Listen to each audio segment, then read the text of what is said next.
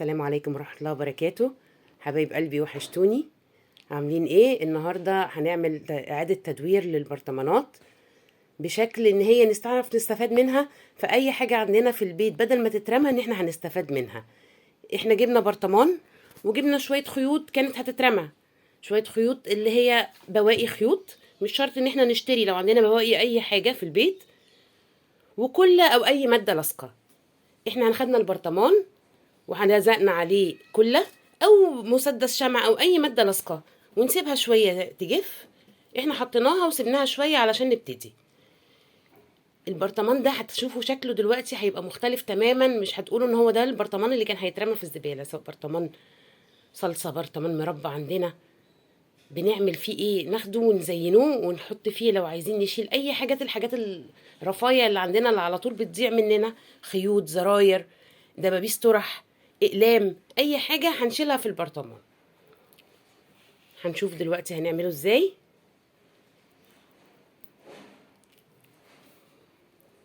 هناخد القطان اللي عندنا ونلفه واحده واحده،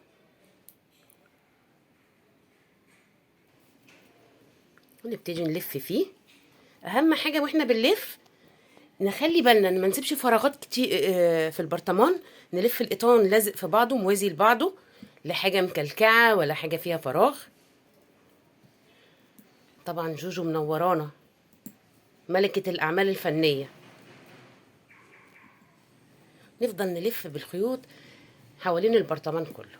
لو عندك الخيط خلاص مفيش مشكله خالص، انتي بتروحي حاطه مكمله من اي قطعه تانية عندك، مش شرط ان هو يبقى متوصل كله في بعضه لكن احنا هنوصله باهم حاجه برضو بشكل كويس وبنظافه في الشغل، هتداري اي مشاكل كانت عندك وانتي بتشتغل.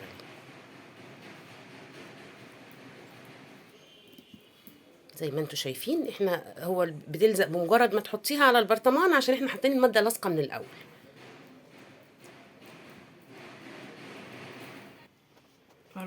زي ما انتوا شايفين كده احنا لزقنا وقطعه خيط عندنا خلصت، فهنعمل ايه؟ هنضيف قطعه تانية نلزقها عليها. بس اهم حاجه زي ما بقول لكم النظافه في الشغل، ان ما يبانش ان احنا عاملين حاجه. لزقنا طرف دي جنب طرف دي ونكمل لزق عادي خالص بالقطعه الجديده اللي عندنا، ما بيبانش نهائي ان في اي حاجه موصوله. طبعا شغل القطان ده بيتعمل بيه حاجات كتير وبتدي منظر تحفه ومنظر جمالي في البيت. علب مناديل، فازات ورد، باسكت، حتى باسكت للصالون يتحط فيه، بيبقى حلو جدا لما يتعمل طقم كامل بعلب المنديل والفازة الورد والباسكت من القطان.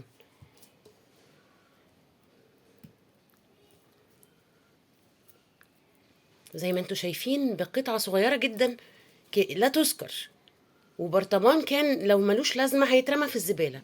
احنا هنعمل منه اجمل شكل، تحطيه كأنه لمسة ديكورية، سواء في الأوضة، في الصالون، في المكتبة، تلمي فيه الحاجة، بدل ما يبقى برطمان شكله وحش كده ما فيهوش حاجة محطوطة فيه، يعني فاضي كأنه كده هو البرطمان زي ما هو. لا احنا هنستغله بمنظر جمالي واللي جواه ما يبانش، بس احنا طبعا عارفين بقى احنا حاطين جواه ايه. تسلم ايدك يا جوجو. الله يسلمك.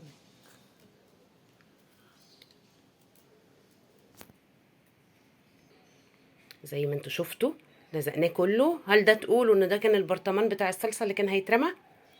بعد كده عندنا الغطا، ممكن نغطيه ممكن ما نغطيهوش، على حسب هل احنا هنعملوه مقلمه ولا علبه هنشيل فيها الخيوط والزراير.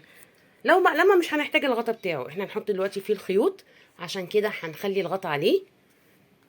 ممكن جبنها قطعه فوم لاصقه او من غير اي حاجه عندكم، وهنلزقها عليها.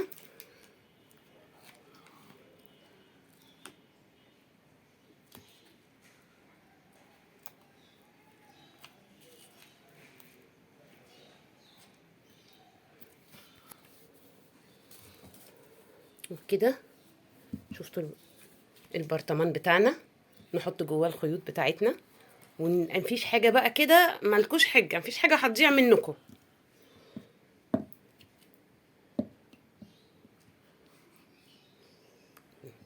بس ونقفل عليها.